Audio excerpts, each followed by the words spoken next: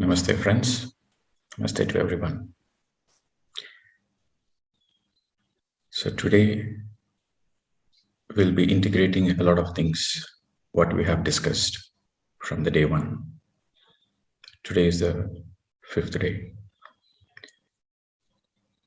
So whatever we have discussed so far, we have understood about the science of meditation.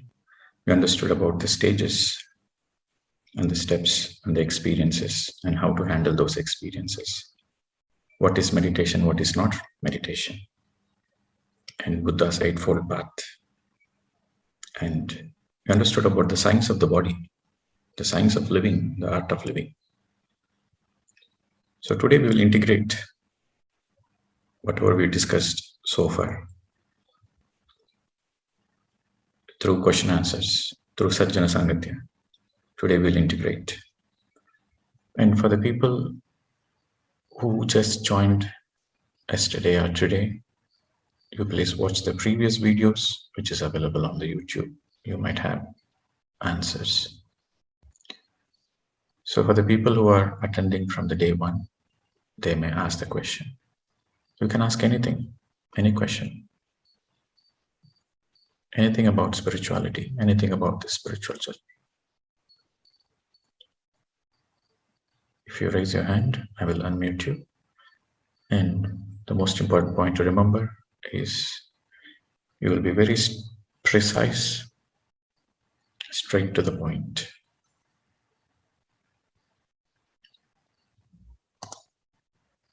Yes, Ritesh. Good morning, sir. Namaste. Yes, namaste. Sir, I have two questions. First one by one. Yes.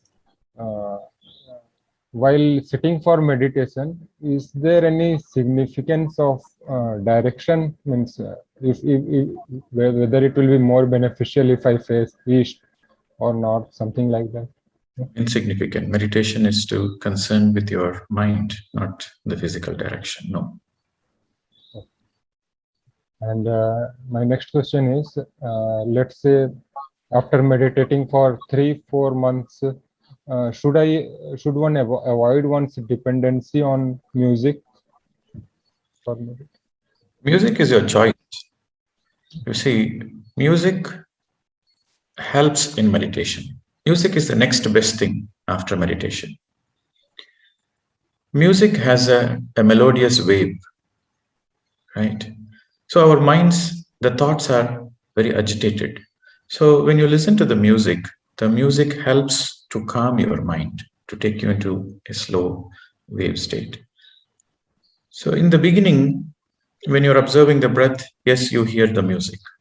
But the more and more you are listening to the music, you're observing the breath, it calms your mind, and slowly the music goes into the background. Okay. So generally music helps in meditation. But if you want to meditate without music, that is your choice. But music helps. So it never becomes an obstacle in later stages? No, music never becomes an obstacle. Music aids, music helps. It doesn't become an obstacle. You can play your own music of your own choice, but it has to be a soft, instrumental, melodious music. It has to be the music in such a way where it can disappear in the background. It has to be soft and melodious, only instrumental. Okay. You can choose the own music of your own choice. Okay, I understood, sir. Thank you, sir. Thank you. Yes. Next, Anili. Good morning, Master. Now that I understand that we have to do mindful cooking, mindful eating. Okay, now my concern is, what about when you are planting vegetables? Okay, there are pests like snails and all this attacking your vegetable. How do you get yourself away of that situation? Like, think positively. How do you manage that? That is what the farmer does. Okay, the farming practice should be spiritual farming. Now you all heard about organic farming. Yes. The one step beyond organic farming is spiritual farming, where the farmer meditates before entering the field, and the farmer is mindful in his farm, and he's sending a lot of energy. Okay, his thought energy he's sending while planting. So that is spiritual farming, and that is what the planet Earth is going to be in the future. Already it has started, and it is going to be uh, the state of affairs in the future for all the farming. In another 10, 20 years, it's going to be spiritual farming all over Spiritual the farming. world. Oh, okay. So Okay, those so like those that is for the farmer. That is for the farmer to do. But you for home can cultivation. For home you can cultivation, and yeah, for your, if you are doing your own gardening, then you can do this. You can try that. You have to read the book, the anesthesia book, the Ringing Cedar series. So there, all the spiritual farming practices are wonderfully spoken. okay. And another Okay. thing is, how about these microgreens? What do you think of microgreens? Are these good food, energy food? Microgreens means Let's chlorophyll. say you sprout those seeds, let's say like sunflower seeds, you sprout it, then you can harvest it within a week or so. But they still Yes, need yes. sun. Okay, okay. The sprouted seeds. You Yes, mean sprouted seeds. that's all good. It's okay. It's still good energy food. It's good. It's good. Okay, You thank can you. you can eat all vegetarian food. There's Yes. plenty of vegetarian choices. You can eat everything and anything except garlic.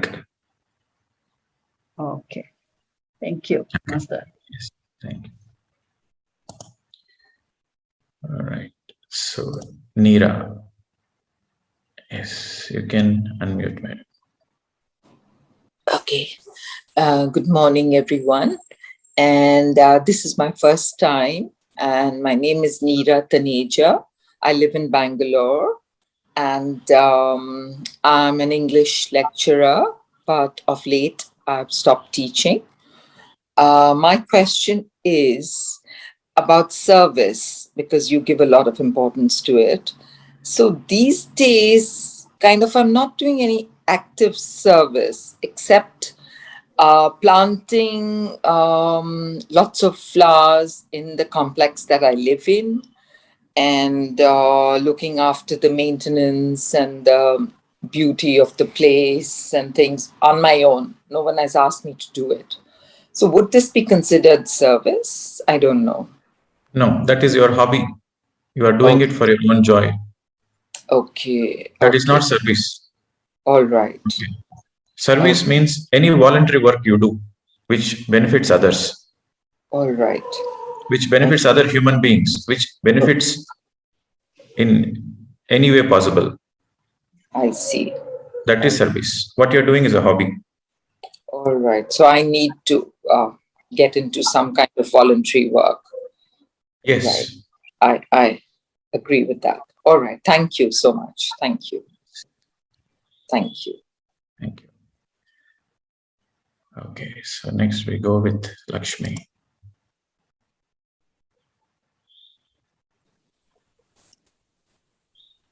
Me, sir? Yes, for the people who are asking the question, if possible, you please come on the video. Yes, sir. Yes. So, namaste, sir. Hello, everyone. Namaste. I'm Lakshmi from Dallas. So, coming right to the question, sir, I'm 53 years old. I've been there's a book, Many Lives, Many Masters. In this life, I have had many masters from age 30 onwards. I joined only today, but I've been watching all your videos. And I'm familiar with your teaching, right food, shower. I've learned through, so many masters I went through. So why I'm asking a question is, I have zero experience. I don't go into deep states at all. But my inside, the guidance is to meditate. I read books. I try to be aware. Some days, my meditation is only 1 hour. But I try to do minimum 2 hours. Some days it will be longer. And I try to be aware, but my mind keeps coming back into the world, and I try to go back to my breath. It's a process. So again, the question is, I have zero experience or zero deep state. I'm always at my breath at the breath level. So what is your suggestion, sir, or what do you think? Am I in the right direction? You are in the right direction. If you are a vegetarian, you are in the right direction. I'm vegetarian, so no egg. No eggs, sir. I don't eat anything. Let me complete. Okay. You are in the right direction. If you are a vegetarian, you are in the right direction. You are meditating. You are doing the right meditation every day. And you are in the right direction. If you are helping yourself to expand your knowledge, that means reading books and listening to others' masters, and you are participating in Sajjana Sangatya. Okay, so when you do these three things, you are, of course, definitely in the right direction. And for your question of not getting into the no thought state or the samadhi state, okay, so that happens eventually over a period of time. Everything happens in the divine time. Okay, so Kuda ka dunya mein na der hai na der hai. So everything is in the right flow. This very expectation that I need to experience this samadhi, that expectation becomes a block in your meditation journey. So drop that expectation also. Fundamentally, the focus is, are you happy today? Today, are you happy? Compared to few months, is there a progress in your life? Are you trying to become a better version of yourself? Are you become a better version of yourself compared to 6 months, compared to 1 year, compared to 1 week? If there is progress and there is a certain peace in your life, that itself is the byproduct of your meditation. So don't think the samadhi stage is the ultimate. Okay, so there are three stages in the human evolution. In the first stage, they are focused only on the materialistic. So they're focused on survival, doing job, earning money, focused on their family, children, everything, name and fame. So they're focused only on materialistic, physical life. So many incarnations, they focus only on that. So they reach a certain saturation. They want to know the fundamentals of life. After experiencing enough of physicality, they reach a saturation. I say, why all those things? What is the fundamentals of life? In spite of having money, in spite of having name and fame, I'm still not happy. So where can I get happiness? What is the meaning of life? I'm a very rich person. I'm a millionaire. I have only one son, beautiful son, handsome son, but he died in an accident. So what is the meaning of all my richness? So they reach a certain saturation and they see the futility. They see everything is futile and they question. So then they reach the second stage of their evolution where they want to know the truth. So in that second stage, they are no more interested in physicality. They are no more interested in name and fame. They are no more interested in property, family. They are no more interested in that. They want to know the truth. So they go to Himalayas, or they go to forest, or they go into intense sadhana, they go to monasteries. So many lifetimes goes into that second stage. And eventually they will discover the truth. They get enlightened. They will discover the truth, that everything is Maya here, and they are pure soul. They've incarnated for experiences. They have incarnated for soul evolution. So they get enlightenment. That is the second stage. And after, many people think that is the final stage. No, that is not the final stage. The next stage, the third stage, is they have to live a middle path. Now they know the truth. Now they have to live their truth in the marketplace, in the family lives, being a normal person. So the third stage is whatever the truth they knew, whatever the truth they understood in the previous incarnations, they try to implement in the marketplace, in the family lives. So they take birth as a normal person, as a simple person, and they balance physicality with spirituality. That is a perfect middle path. And that is not so easy.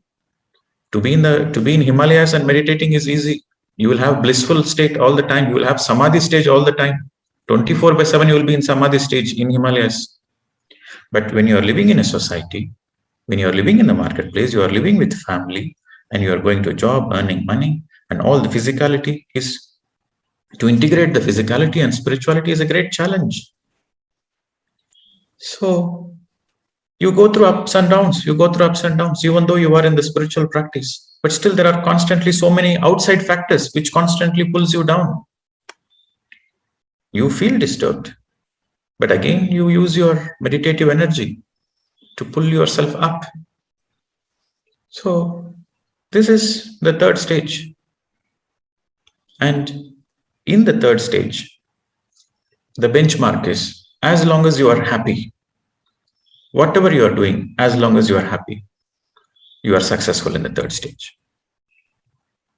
Okay. You might experience moments of no thought state. You might experience moments of samadhi state, but don't expect that will be your state all the time. If you are in that state all the time, then you cannot get integrated into the normal life. Okay, madam. So as long as you are doing meditation, and as long as you are happy, you are fundamentally you are contented with your life. A basic contentment is there. You are in the right direction. That please drop that expectations of samadhi. That expectations is going to bother you, and that expectations will become a hindrance in your progress. When you do the right things will come in your life. Okay, madam? Very nice, sir. Thank you. Next. Okay. Kishore ji. Good morning, sir. Yes, sir. Sir, we keep cooked milk in the fridge. It is okay? You mean boiled milk? Yes, boiled milk. Sorry, boiled milk. Okay, that's fine. Yeah, because in the yesterday you said that we cannot use. Yes, I said no cooked food, but milk you want to keep in the fridge. That's fine. Okay. Thank you. Yes. Okay, so the next one, Shantala Murthy. Pranams to everybody. I have been enjoying these sessions, sir. I'm basically from Bangalore. I lost my husband to COVID on May 6th.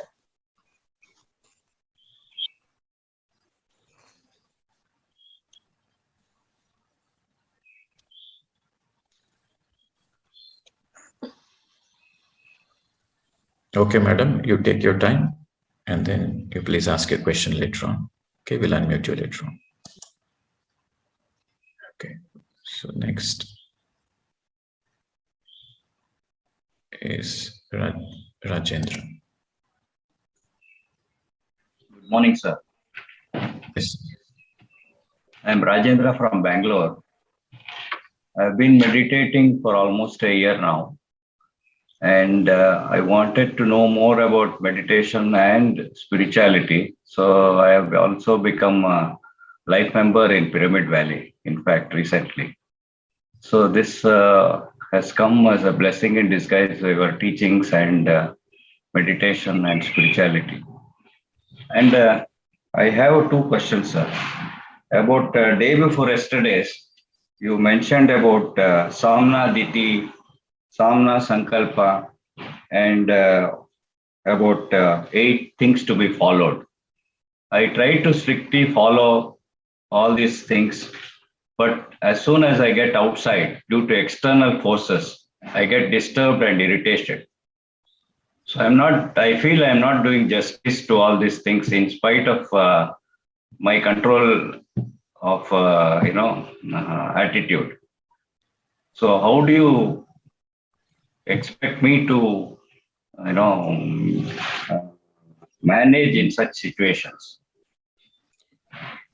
It is not only your problem, sir. It is a problem for most of the people. Because truth is easy to be understood theoretically, but to integrate in your life, to practice it is challenging. I won't call it difficult. I'll call it as challenging. Because the mind comes into the play. The society influences.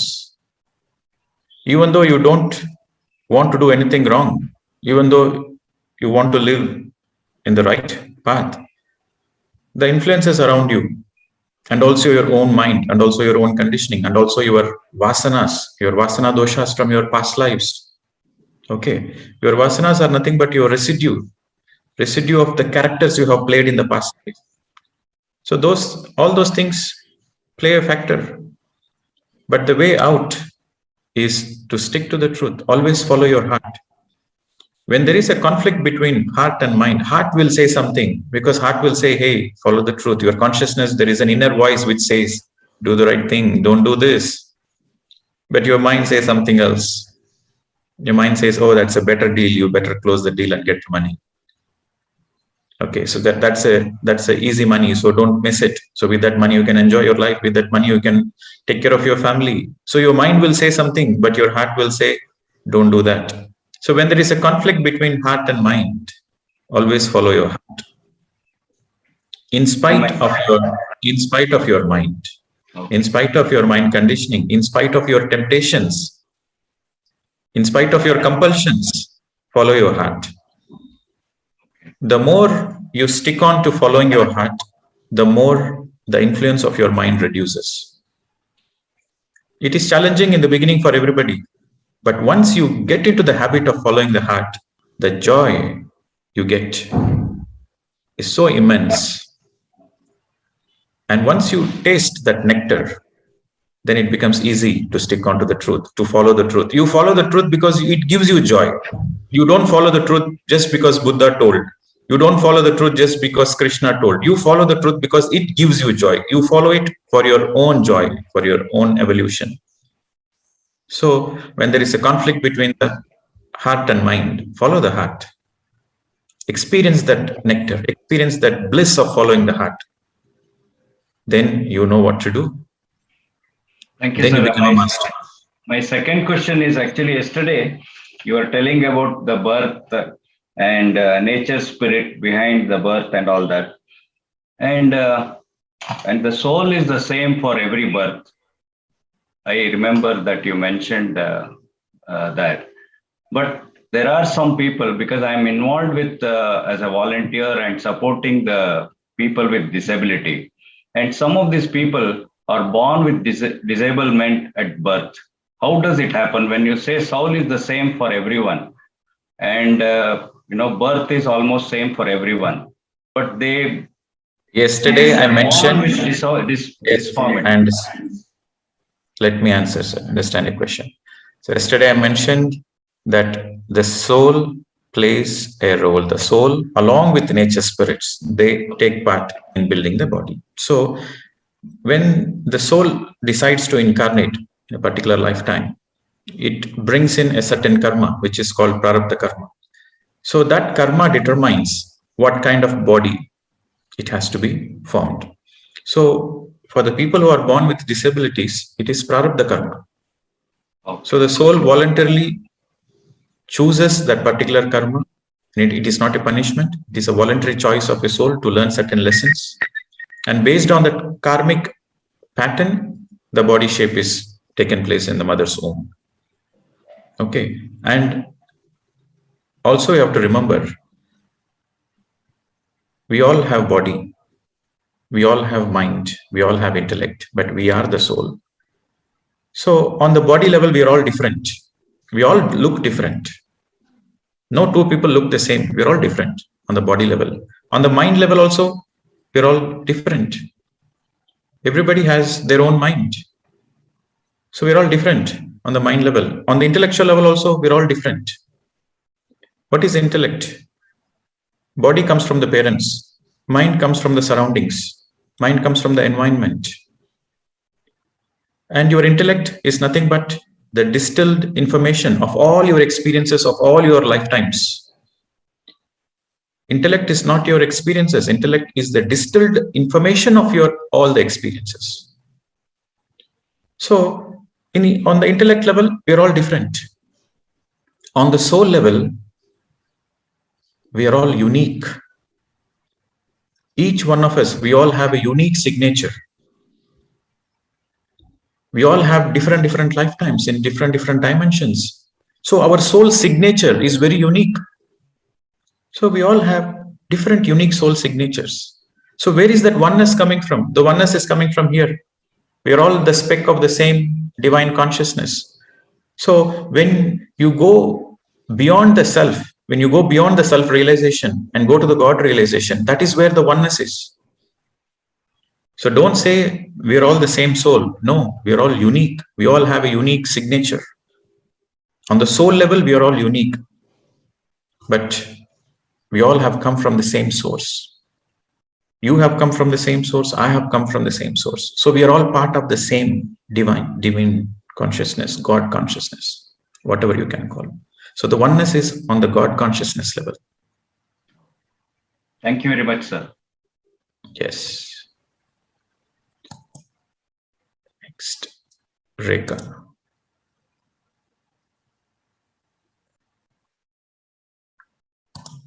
Rekha, I can unmute. Okay.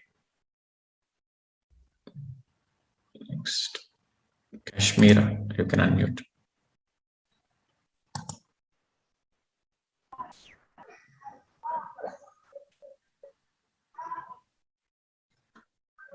Yes, good morning, sir. Yes, madam. I have a question regarding health. That, because of wrong thinking or wrong approach towards your mental stage, you have spoiled your health. But if you want to take charge of it now, can you do it? This is what I have discussed yesterday. Yes, you can. Today, this moment, you can take charge and you can change. Okay. When you change your thoughts, you change your thinking, then the effect is changed. As you think, so you become. And I've given you the way how to. Yes, I'm aware of it, but to sustain those things at times it is difficult. The moment you say difficult, it becomes difficult, madam. Be aware of what kind of words you are using. Okay. The moment you say difficult, it will become difficult. Okay. Okay, nothing is difficult. When you don't understand the science behind it, when you don't make efforts, and when you don't practice, it becomes difficult. But when you understand the science behind it, and when you make the right efforts, then everything naturally becomes easy. Okay. And one more question I have is, I wanted to know more about cervical samadhi and nirvical samadhi. Okay. Savikalpa samadhi samadhi means a state where you have all samadhanas, where you have all answers. Samadhi is a state where you have all answers, samadhanas, all answers. Vikalpa means doubts. Savikalpa samadhi means a state where you got your answers, but still you have little bit doubt left. Little bit clarity is needed. You got your answers, but little bit more clarity is needed. I'll give an example. For example, if your loved ones have passed away in the past, and you want to know where they have gone, that is the question. You want to know where they have gone. What happens after death? So you want to know. So in your meditation, you do regular meditation and you get more energy and your third eye gets perfected. And you see that, yes, your loved one is in that dimension. He is in that astral plane. You saw your loved ones in that astral dimension. So you got your answers that, yes, there is life after death and he is there and he's happy there. You saw that. So you got that understanding. But what exactly he's doing there? That you don't know yet. So you got some answers, but still some more questions are there. That is Savikalpa Samadhi. Nirvikalpa Samadhi means there is no doubts. 100% clarity. There is 100% understanding. All your answers are 100%. No more questions. Clarity, 100% clarity. That is Nirvikalpa Samadhi. So first, everybody gets a Vikalpa Samadhi, then everybody gets Nirvikalpa Samadhi. Yeah. Okay. Okay. Thank you. Thank you so much. Yes. Okay. Shalini. Good morning, sir. Thank you very much for these wonderful sessions. My question is, I'm reading the book Conversation with God, and in that it's mentioned that there is no right or wrong, there is no duality. So why do we need that third eye wisdom to discern between right and wrong? So what am I not understanding? The disconnection between the two. So you are asking about going beyond you're asking a question about Nirguni state. Okay. So first you have to understand the gunas. There is tamasic guna, rajasic guna, okay, and tamoguna. Tamoguna, rajasic guna, and first is tamoguna. Second is rajasic guna. Third is sattvic guna. And fourth is nirguna. Tamasic guna means people who are very lazy, lethargic. They are stuck on the body level, physical level. They are stuck on the physical level. So in our soul evolution, the soul on an average takes about 350 lifetimes. From the first time the soul incarnates till the final enlightenment and going back. So on an average, it is 350 lifetimes. Average. Some souls take 50 lifetimes to finish off. Some souls take 1000 lifetimes. But it's just an average. So let's say the average is 300, 350 lifetimes. In the beginning lifetimes, let's say 100, 150, the most of them, they are in the Tamoguna. Then after that, they graduate to Rajoguna. Rajoguna means they are more interested in name and fame, power, money. So they are no more in survival. They are no more lazy, lethargic. They are more active. They are in the work mode. Do, earn more money, constantly work 14 hours a day. Look for name, fame, appreciation. I want to be the CEO. I want to be this. I want to be the great person. Everybody should acknowledge me. I want, I want the recognition. I want the name and fame. So they are in Rajoguna, right? Rajasic Guna. And then after many incarnations, many lifetimes, they go into Sattvika Guna. So Sattvika Guna people, they want peace, right? They want peace and they want to do good things, and they are no more interested in name and fame. They are no more interested in materialistic things. They are more interested to have peace. To have peace, they need some clarity, some answers. So they are Sattvika Guna people, the people who generally don't eat meat and they don't want to do any himsa to others, right? Be a good person, do good things, do service. Okay. And then this is Sattvika Guna. So towards the end of the Sattvika Guna, the quest comes to know, to ask the fundamental question, who am I? Where did I come from? What is this very purpose of life? So in the Sattvika Guna stage, all these questions starts coming, and they practice meditation. They get into, with that questioning, they get into the right meditation. They practice meditation. With more and more meditation, then the enlightenment happens. Then they become Nirguni. Nirguni means they become a pure witness. They get into a witness consciousness. In Bhagavad Gita, Krishna said to Arjuna, hey Arjuna, come out of all the good karmas, come out of all the bad karmas, become a yogi, yogi bhava Arjuna. Because Arjuna was saying, how can I kill my uncle? How can I kill my guru? Am I not doing the right thing? So Arjuna was a Sattvika Guna person. Okay. So Krishna said, you come out of all those thinking. You come out of, you don't know anything about yourself. Krishna said, you don't know anything about yourself. Don't speak great things. You don't know anything about yourself. I know everything about me and I know everything about you. So you don't speak great things. You are not doing anything. I already killed them. I have already killed them astrally. You are just an instrument. So become a yogi. Come out of all those good karmas and bad karmas. Become a yogi. Then only you will understand yourself. So when you become a yogi, you become a nirguni.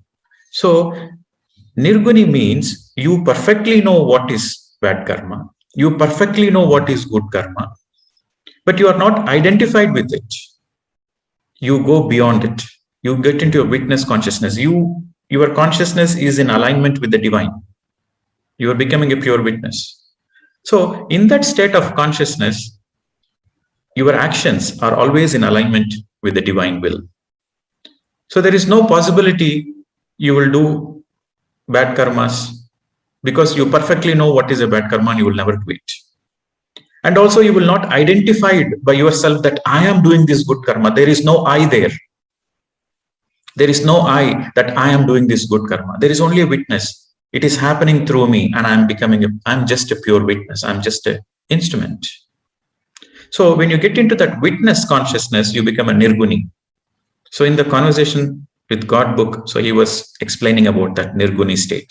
But before you can go to that nirguni state, you have to graduate from tamo guna to rajoguna to sattvika guna. Only a person who goes beyond sattvika guna through the intense practice of meditation, only he becomes a nirguni. Just imagine a tamoguna person, a rajoguna person thinks, oh, there is no karmas. So I keep killing the animals and I keep eating. Then he has to pay the consequences. Spirituality has to be understood in the right way. Half knowledge misguides us. Half knowledge is dangerous. Okay, madam, you understood the question? You understood the answer? Little bit, sir. It's kind of helping me. So my last bit to clarify it. So at what stage should will the wisdom help me? Like you're saying that the discernment will help only after I come to the nirguna state? Or when you are in the nirguni state, there is no discernment. Discernment is already there. Only. So it will help me in the previous states. Yes. Okay. Okay. Okay, sir. Thank you. See, certain Western authors, they write some things which is true. See, truth is always paradoxical. Truth is always paradoxical. You have to understand from which dimension the author is speaking. If you don't understand from which dimension, in which background the author is speaking, in which context he is speaking, if you don't understand that, then you miss the point. Okay? So, karmas are there. Karmas are there. There is good karmas and there is bad karmas. But karmas are not there for an enlightened person. He is not there. Karmas are not there for an enlightened person because he is in a witness consciousness. He is a nirguni. For him, he cannot do any bad karma. He cannot because his life is in alignment with the divine will. When you are in alignment, there is no way you can do any bad karmas. So he becomes a nirguni.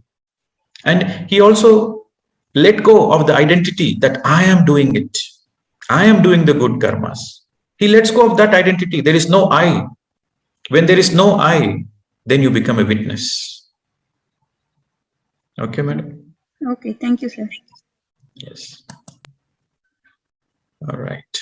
So, next, Ajay. Hello, sir. Am I audible? Yes, go ahead, Ajay.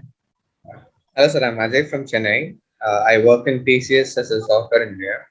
So my question is that what if I have a thought during meditation, and the thought is about the fact that I'm focusing on the breath. Do you get my question? So I'm being aware that I'm being aware and I'm being conscious during the meditation that I'm keep on focusing on the breath. And does it affect my meditation and how to overcome it? Is your question that when you're observing your breath, when you notice thought, what should be done? Is that your question?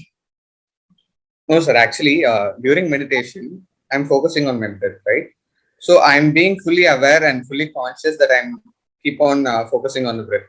So does it count as a thought, or is it a process of the meditation. No. That is not a thought. That is awareness. That is witnessing. So you are closing your eyes and the breath is happening. You are not breathing, right? The breath is already happening and you are just observing the breath. So the question you are asking is, you are observing the breath, but there is the whole process which observes you observing the breath. Yes, there is exactly. an awareness. So this is also a state where the observer becomes observed. You see, you are the observer observing the breath. Okay, when you start the meditation, you are the observer and the observed is the breath. But as you continue meditation every day, regularly, then that observer becomes observed. There is somebody observing you, observing the breath. Okay, so that somebody observing you, observing the breath is your soul, is your higher self. It's your higher self. It's your Atma. So when the observer becomes observed, that is a great shift in the consciousness. You are observing the breath, and you will notice that you are observing the breath, but there is an awareness observing you, observing the breath. That is your higher self. Exactly. Okay. Yeah, okay, sir. Thank you so much. Yes. All right. So next, Lakshmi Sandhya.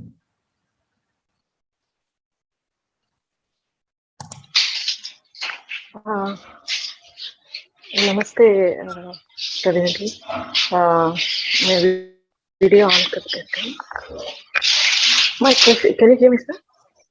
Yes, madam. Where are you speaking from? Okay. I'm speaking from Canada. Okay.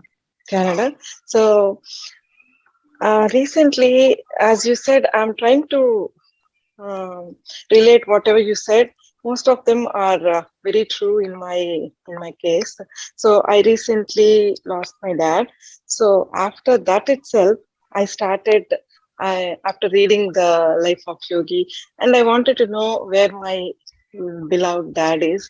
So that's when all the dots are connected, and I'm here with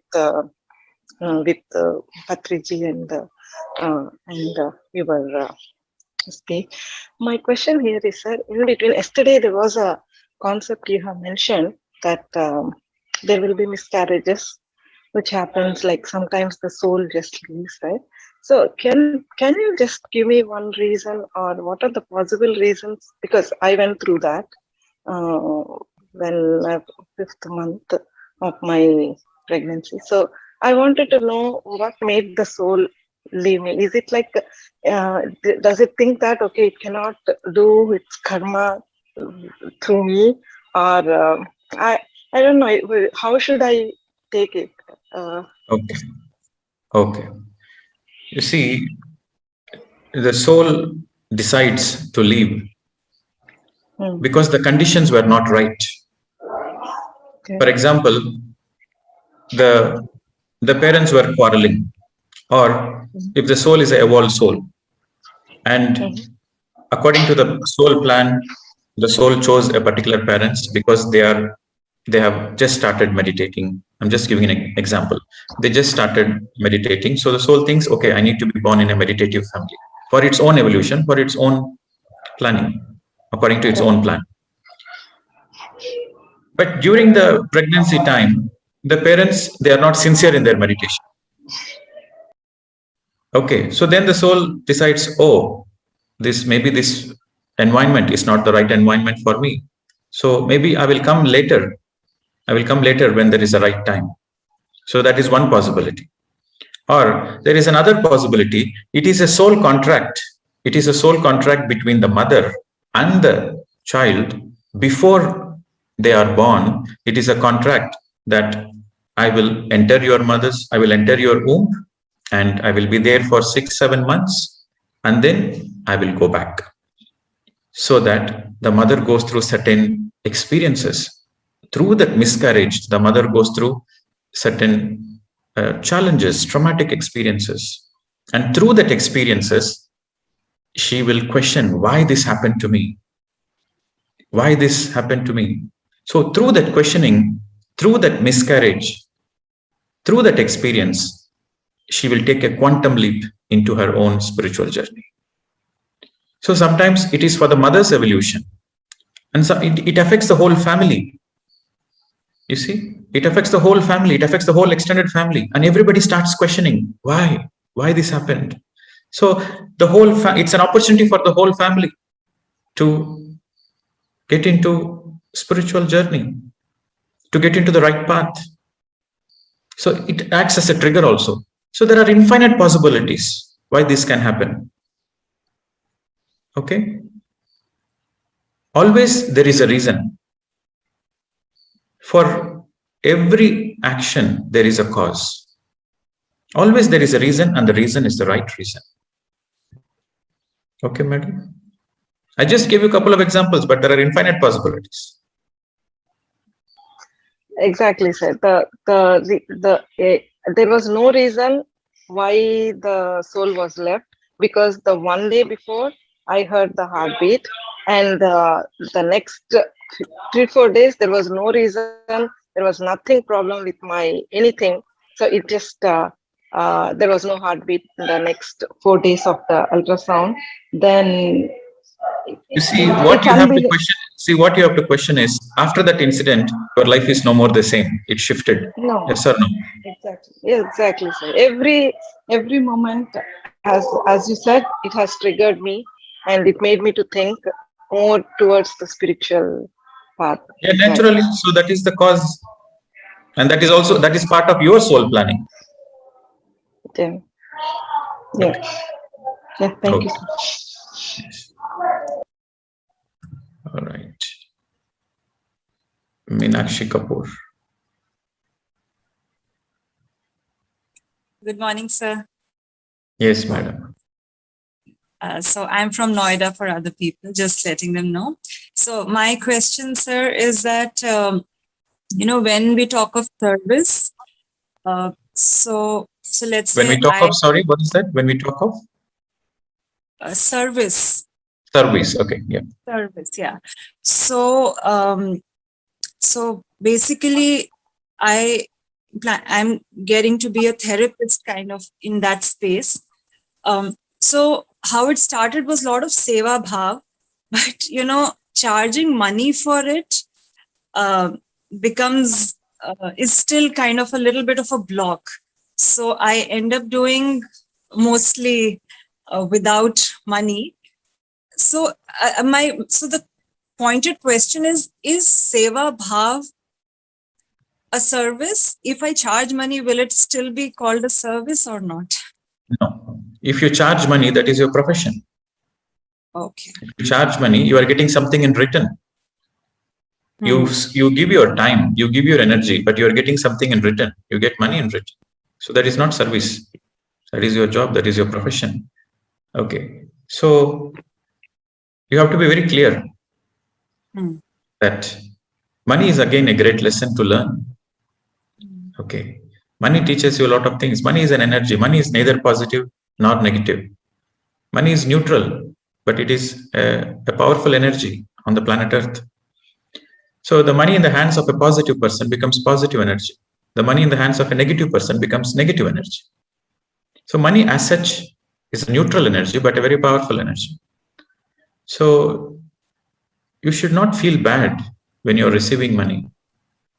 Have that absolute clarity. Money is not bad. Money is not an obstacle to your spiritual progress. You should have that understanding. Money is not an obstacle in your spiritual progress. If you are sincere in your spiritual journey, money will never become an obstacle. If you are not sincere in your spiritual journey, then yes, money becomes an obstacle, because your mind comes into the play. The power game comes into the play. The domination, the authority, everything comes into the play. So you have to understand money is a neutral energy, point number one. And you have to understand that there is nothing wrong in charging money for whatever the work you are doing. There's nothing wrong in it. But service is something, the definition of service is you are doing without any expectations. And you are doing it only for your joy. Yeah. That is the definition of service. Without any name, without any expectations. There is no expectation of even acknowledgement. There is no expectation of anything. Okay, so that is service. Yeah, okay, so fine. I mean, yeah. But okay, you can give your services, you can, without any expectations, you can do. But if somebody gives you food, somebody gives you clothes, somebody gives you donation, for their own joy, they are giving you some donation. You receive the donation. That is service. That is still considered a service. You are not demanding money, but money comes in your way as a donation. Then that is also service. Because you are not expecting. It just comes in your way. You simply accept it. For example, you are doing your therapy. You are not charging anything. You are doing your therapy. You are not charging anything and you're doing it for your joy. You are not expecting anything. But people donate you because they have received your help and they are so much joy. They want to do something in return. So for their own joy, they are giving you donation. That is still a service. Yeah. Okay. So thank you, sir. Just can I Yes, add to this? Go ahead. Yeah. So basically, then the middle path, how I look at it, could be that because one needs to earn money. Have that piece, also have that clarity that you just gave, and also like I'm doing right now, offering it to people who need it. So probably have a mix of both, because I want to not let go of the service piece. Yes. So you have to find your own middle path. Okay. Yes. So don't get confused with your professional life and service. They both are different. But that is what it is. There is. Yeah. So then you have to find your own middle path. So you have certain principles that, okay, I will charge money for my services. But for the people who are sincere, who can't afford, I will give it as a service. So have your own middle path. You have to discover what is your own middle path. Yeah. All right. Thank you so much. Yes. Great. You can always balance it because you need money to survive. And the middle path is you have to look after yourself. You need the right money to feed yourself, to look after your necessities, to look after your body so that you can do more work. Right? You need to be well fed, you need to be well clothed, and you need a nice environment so that you can do better service. You can do more work. So have clarity that the source of income you are getting is necessary. At the same time, what is the scope you can do service? So you have to figure out. That's good actually. This last piece that you just added, it's that we can use that to do more stuff actually, to be able to help more people. Yeah. Yes. Great. Okay, man. Thank you so much, sir. As always, pleasure. Thank you. All right. So friends, I think, yes, I know many people have raised their hands, but we are exceeding the time. But tomorrow we will continue this session. Okay. So please log in exactly 1 minute before 6 o'clock. So we will start at 6 and we will take more questions. So tomorrow we might start with taking questions. So you log in early and we will take more questions. We make sure all your questions are answered and the integration process is complete. So don't feel disappointed. Stick on to your questions. We will definitely discuss and we will integrate it tomorrow. So once again, see you tomorrow. Thank you very much. Namaste to all of you. Thank you.